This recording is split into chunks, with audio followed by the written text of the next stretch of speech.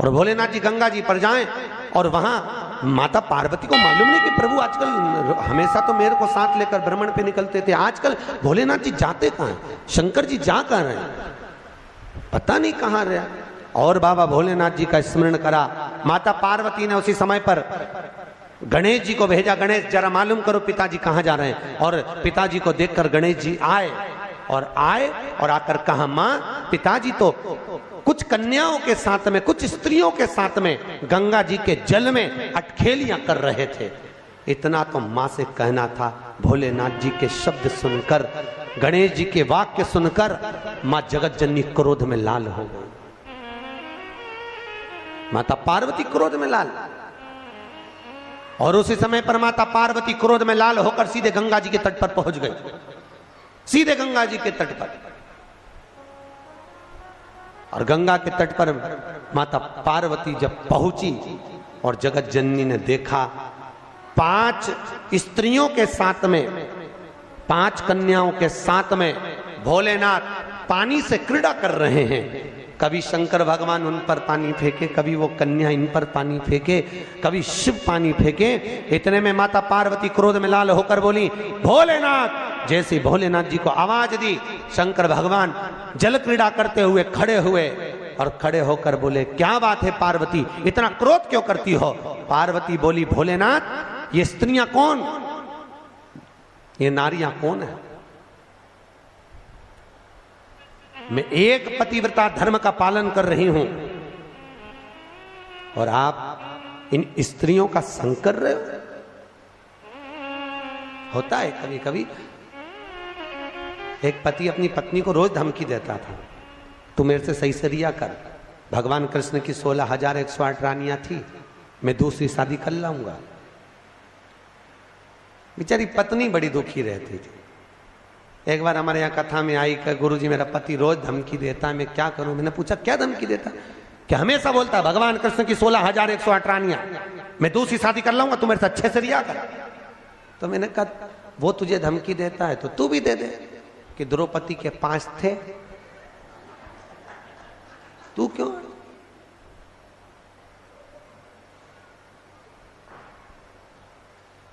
उसने, गुरुजी अब तुम चिंता मत करो, अब बोल। अब दूसरे दिन फिर बोला, भगवान कृष्ण की 16,108 रानियां मैं दूसरी कर लाऊंगा। इतने में जूड़ा बांधती बांधती, देखना माताएं जब झगड़ने जाती है, लड़ने जाती है, जूड़ा बांधती। क्यों? क्योंकि मेरे हिसाब से ये जूड़े से एनर्जी मिलती होगी लड़ने की, पावर। अच्छा, पड़ोसन से 3-4 बार लड़ेगी ना तो 3-4 बार इसका जूड़ा खुलेगा, फिर बांधती बांधती बोल तो जरा बोल, मतलब एनर्जी, पावर, पावर होता है।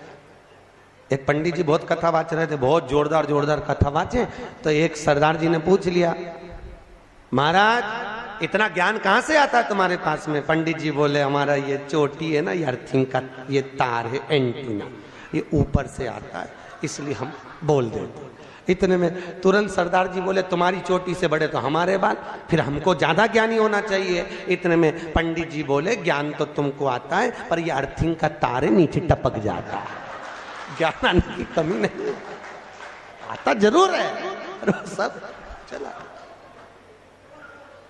पाया, मना नहीं है।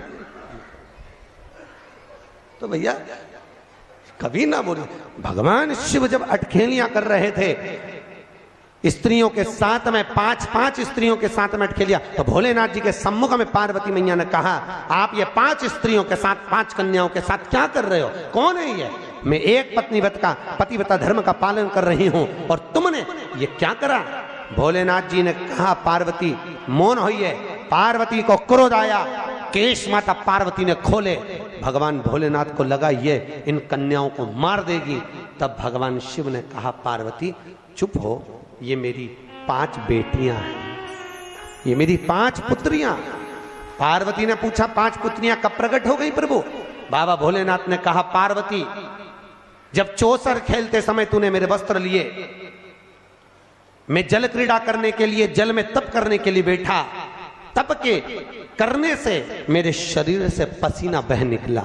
उस पसीने से 5 धाराएं प्रकट हो गईं। उस 5 धारा से गंगा जी की गोद से मेरी ये 5 बेटियां प्रकट हुई है। पहली जया, दूसरी विषहरा, तीसरी श्यामली बारी, चौथी देव और 5वीं दोतली। ये 5 कन्या शंकर जी की 5 बेटियां। उसी समय पर माता पार्वती ने गंगा जी के जल को हाथ में लेकर कहा, गंगा तू मेरी बहन है, मेरे गर्भ से तो संतान नहीं हुई, पर तूने मेरे बच्चों को पाला पोसा बड़ा किया, इसलिए तेरे घाट पर आने वाला व्यक्ति शंकर जी के साथ तेरा स्मरण करेगा और जो हर हर गंगे बोलेगा, गंगा उसको तेरे स्नान का पुण्य घर बैठे मिल जाएगा। हर हर गंगे बोलो जम के। केवल गंगा के साथ उसी दिन से हर हर शब्द जुड़ गया और जिंदगी हो गई आपकी बोलते बोलते। आपको अभी तक नहीं मालूम होगा कि हर हर गंगे क्यों बोलते। भैया शिव महापुराण में एक एक संवाद है। चावल क्यों लगाना चाहिए, शिव जी को कंकु क्यों नहीं लगाया जाता, शंकर को कुंकू नहीं लगता, रोली नहीं लगती, क्योंकि भगवान शंकर जब एक बार बैठे थे तो एक भगत ने शिव जी का कुंकू अभिषेक कर दिया था। कुंकू अभिषेक करा, इतने में माता जगत जननी जगदम्बा उसी समय पर आ गई।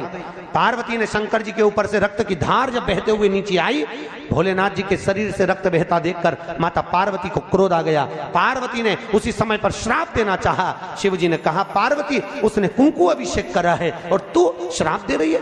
पार्वती ने कहा, मैं जान नहीं पाई, पर भोलेनाथ आपसे वचन देती हूं कि आज के बाद आपके शरीर पर यह रक्त ना देखूं। इसलिए आज तक शंकर जी के शिवलिंग पर कभी कंकु नहीं चढ़ाया जाता, कुंकू नहीं चढ़ेगा। शिव जी को चंदन चढ़ेगा, हल्दी चढ़ेगी, अष्टगंध चढ़ेगा, गुलाल चढ़ेगी, अबीर चढ़ेगा, पर कुंकू शंकर को कुंकू नहीं।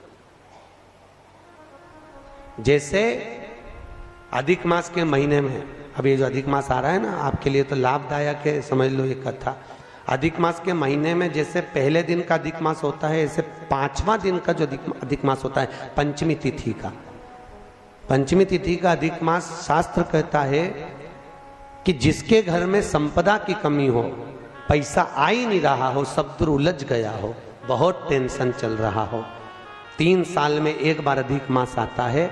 अधिक मास की पंचमी तिथि के दिन गन्ने का रस, गन्ने का रस जानते हो, ईख का रस, गन्ने का रस तुलसी जी के क्यारे में हाथ में लेकर 7 बार अपना नाम और गोत्र बोलकर छोड़ दो। जिंदगी में 3 साल में तो करोड़पति बनकर बैठ जाओगे, कभी लक्ष्मी की कमी नहीं आ सकती। अगला अधिक मास आएगा तो तुम तैयारी में बैठे रहोगे कि फिर पंचमी तिथि आए, फिर मैं गन्ने का रस डाल। केवल अधिक मास में होता है, अधिक मास के सिवा नहीं कर सकते, केवल अधिक मास, अधिक मास के अंतर्गत करें। और आपको तो मौका मिल रहा है, ज्येष्ठ का अधिक मास है इस साल, बड़े प्रेम से आनंद में। अधिक मास का महीना भगवान शिव के स्मरण का माह, ठाकुर जी के भजन का महीना, भगवान नारायण के लाड़ लड़ाने का महीना। खूब प्रेम से भजन करो, जितना भजन कर सकते हो उतना, और काउंट कर कर नहीं कि कितना भजन करा है। कई लोग हाथ में वो बटन दबाते रहते हैं, राम राम राम राम, काउंट नहीं करना है, कर लो जितना कर सकते हो। अधिक मास के महीने में जितना पुण्य कमा सकते हो कमाओ। भजन चित्त धरी। आज शिव महापुराण की कथा कहती है, माता पार्वती के सम्मुख में 5 कन्याओं को देखकर गंगा जी के सम्मुख में जब बात प्रसिद्ध करी, तब माता पार्वती से शिव जी ने कहा, ये मेरी 5 बेटियां हैं। पार्वती जी ने 5 को गले से लगाया।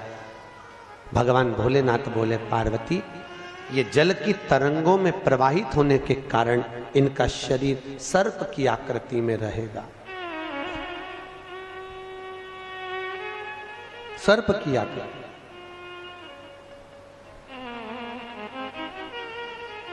और वो 5 कन्या शंकर भगवान की 5 सर्प रूप की बेटियां हुई। सर्प रूप। आज भी नाग पंचमी के दिन घर के दरवाजे पर, घर के दोनों ओर, अब इधर पूछते हैं कि नहीं पूछते मालूम नहीं, पर नाग पंचमी के दिन 5 सर्प यहां बनाते हैं। 5 सर्प बनाए जाते हैं।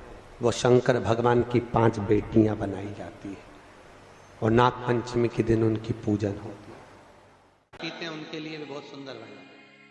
21 नीम की डांट, नीम की जो डंडी होती है कड़वी नीम की, उसके नीचे की कोर 21 काली मिर्ची, 21 लौंग, 21 दिन तक हनुमान जी के मंदिर में रखवा दो लाल कपड़े में। उसको उठाकर आधा लीटर पानी में उकाल लीजिए, 250 ग्राम पानी हो जाए, उसको रोज सब्जी में मिलाकर उस पीने वाले व्यक्ति को देना चालू कर दीजिए। 21 दिन में वो मदिरा का नशा छोड़ देगा, पी नहीं सकता, शराब का नशा मुक्त।